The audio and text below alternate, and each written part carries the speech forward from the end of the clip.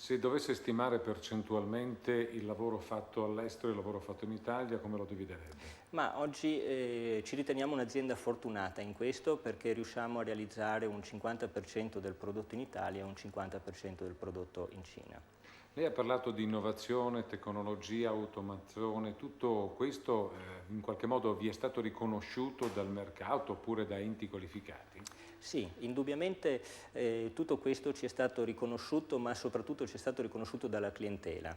Il motivo principale per cui noi possiamo dare sicurezza alle nostre maestranze e dare sicurezza alla nostra azienda è proprio il fatto di avere sempre delle idee nuove. Quindi l'innovazione per noi è il segreto di ogni azienda, non solo della nostra. Continuiamo la ricerca e abbiamo implementato nel 2005 la nostra struttura proprio in questo verso.